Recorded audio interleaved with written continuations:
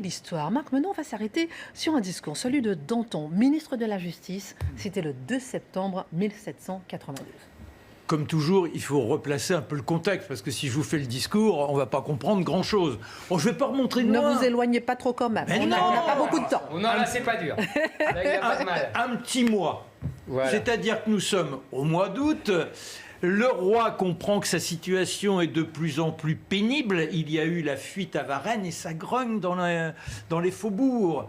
Il y a aussi, se massant aux frontières, les troupes étrangères et les salopards d'aristocrates qui sont vendus à l'ennemi. Alors forcément, on a tendance à sortir les couteaux, on a tendance à sortir les haches, à faire en sorte que les canons que l'on connaît Faubourg Saint-Antoine puissent éventuellement servir. Et le 9 août, au soir, soudain, le tocsin, dong, dong, première église, deuxième église qui lui répond, dong, dong. Et c'est sinistre en cette nuit du mois d'août. Et toute la nuit, elles se répondent, ces églises. Et c'est insupportable. Un homme écoute cela avec ferveur, c'est Danton. Car Danton sait que la situation, elle est grave.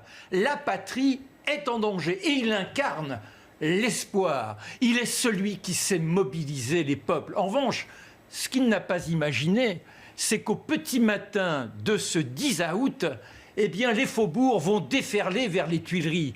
Et là, c'est le sang qui va l'emporter. Le roi se carapate à l'Assemblée, il demande protection aux députés, et puis il demande aux Suisses, il leur fait passer un message de surtout ne pas répondre à ce peuple déchaîné.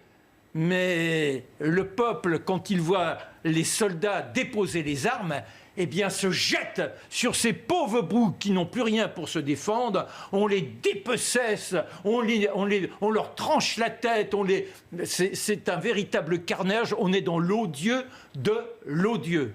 Et un homme va se coucher le soir épuisé en ayant couru d'une scène à l'autre. C'est notre Danton, il n'en peut plus. Et au petit matin, on lui dit, c'est Camille Desmoulins, « Georges, tu es ministre de la Justice. » Ministre de la Justice? Mais comment se fait-il? Oui, tu as été désigné. Alors il court. On a changé le nom des rues. C'est pas place Vendôme, c'est place des Pics. Et il prend possession du bureau du ministre de la Justice. Et là, sur une cheminée, il y a une horloge. Et cette horloge, elle a une aiguille en forme de fleur de lys. Tac! Du cycnode, il détruit à tout jamais le temps de la royauté. Les événements se multiplient, on va arriver à ce 2 septembre où à nouveau la foule entre dans ces compulsions de terreur. Et il y en a un qui a un peu agité l'ensemble, c'est Marat, avec son ami du peuple. Parce qu'il est vrai que les uns et les autres ont les bruits qui leur viennent aux oreilles, et la rumeur est terrible. Les étrangers, ils sont là, ils avancent. Ils sont passés de Longwy, ils sont à Verdun. Ils vont bientôt arriver dans la capitale. Et là, forcément, eh bien, à nouveau, on éventaille. On éventaille qui? Eh bien, les bourgeois les plus riches, on éventaille les aristocrates. Tous ceux qui sont contre cette révolution, contre l'espoir du peuple. Et il ne dit rien, le ministre de la Justice. Il est vrai que certains également supposent qu'il a eu quelques mains tâtonnes dans quelques trésors et qu'il n'est pas aussi sain qu'on pourrait le penser. Et parmi ceux qui lui reprochent une sorte de corruption, il y a bien sûr Robespierre. Mais il faut prendre une décision en ce 2 septembre. Et le voilà. Ce monstre, c'est un homme, quand on le voit, on tremble. Et alors, quand il fait entendre sa voix de stentor, c'est un clairon qui résonne. Et lorsqu'il se dresse à la tribune, le silence s'impose.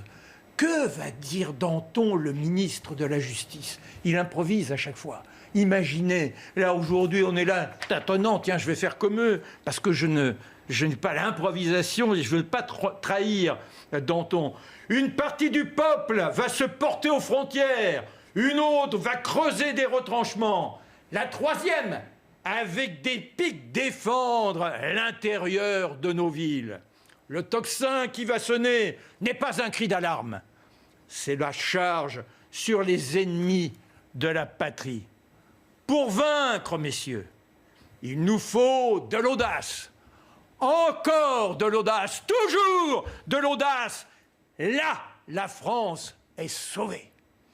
C'est un tonnerre d'applaudissements, mais cet homme vient insuffler l'enthousiasme à l'ensemble des troupes. Alors qu'elles étaient en déconfiture devant l'ennemi, elles se redressent. Dumouriez va gagner à Valmy, et par conséquent, grâce à Danton, on croit que la Révolution va enfin trouver sa stature. Quelques mois plus tard, malheureusement, il connaîtra l'échafaud. Une petite anecdote, c'est un tendre, Danton. Il est marié à Gabrielle, ils ont 2 enfants, elle est enceinte. Et il est appelé au front pour voir ce qui se passe au mois de février. Et quand il revient, alors qu'elle devrait avoir accouché, il se précipite à la maison, il tape contre la porte. Pas le moindre bruit. Il s'inquiète, il est furieux, il enfonce la porte, personne. Il demande aux voisins. Gabrielle est morte en couche et le petit aussi est parti. Et dans son désespoir, il court au cimetière. Il y a quelques assistants qui sont là, ils grattent la terre, ils demandent qu'on ouvre le cercueil. Il y a un serrurier qui enlève la serrure. Et là, il tombe à genoux, il prend le corps de Gabrielle et il l'embrasse. On est obligé de le séparer. Il vient de dire adieu à celle qui avait tant compté dans sa vie. Merci beaucoup, Marc Menant, pour ce discours, ce récit poignant. Éric Zemmour, Alors, votre réaction? Petite réaction. Oui, Danton est un orateur exceptionnel. Ça, il n'y a rien à dire. Il emporte l'enthousiasme. Ça, c'est sûr. Je ne suis pas tout à fait d'accord avec l'origine du 10 août. Je pense que Danton n'a pas découvert l'émeute contre le roi. C'est lui qui l'a organisée. Et c'est pour ça qu'il en deviendra ministre de la Justice. C'est pour le récompenser. Et oui, c'est pas la même chose. Et donc c'est lui qui a monté la journée et qui a lancé les pics pour aller effectivement. Et le roi s'est déballonné. Le roi a abandonné les Suisses. Ça, Marc a tout à fait raison. Qui se sont fait massacrer parce que le roi leur a interdit de se défendre. Et après, évidemment, les sans-culottes les ont massacrés. Deuxième chose.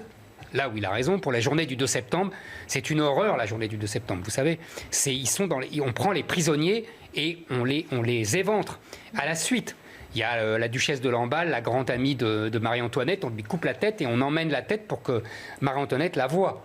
C'est une horreur. Et effectivement, là, Marc a raison, le ministre de la Justice ne dit rien. Ça va lui être reproché pendant des mois. Et c'est à cause de ça qu'il va inventer le tribunal révolutionnaire, qui le condamnera quelques mois plus tard à la guillotine. Mais c'est lui qui l'invente.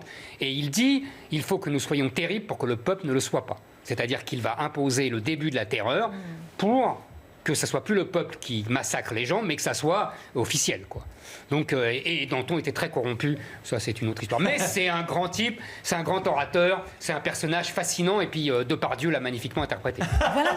Voilà ce qu'on peut dire en tout cas sur ce grand chapitre. Il est beaucoup plus sympathique que Robespierre. Ah oui. Ouais, parce qu'il aime les femmes, il aime la vie, il aime tout. C'est ce qui rend sympathique. Parce que là, il nous a fait pleurer, mais quelques mois plus tard, il se remariait avec une jeunette. Et il a abandonné le comité de salut public pour aller profiter de sa jeunette. Il faisait un grand discours à l'Assemblée, imaginez ça aujourd'hui. Il disait non mais moi il faut que je profite de ma femme, je m'en vais. Ça lui a coûté la vie. Bon, en tout cas, voilà ce qu'on peut dire de façon très élargie sur le discours d'Édouard Philippe. Édouard Philippe n'est pas Danton. Non, en tout cas, c'est un discours plus technique que lyrique pour Édouard Philippe. Dites, ouais. Et pour terminer, on sait que sa déclaration est soumise au débat, puis au vote des députés, vote la semaine prochaine au Sénat, présenté ensuite aux associations d'élus et ensuite aux partenaires sociaux pour engager une sorte de plan de co-construction. On va parler de toute autre chose pour terminer les dernières minutes de l'émission avec Éric Zemmour, avec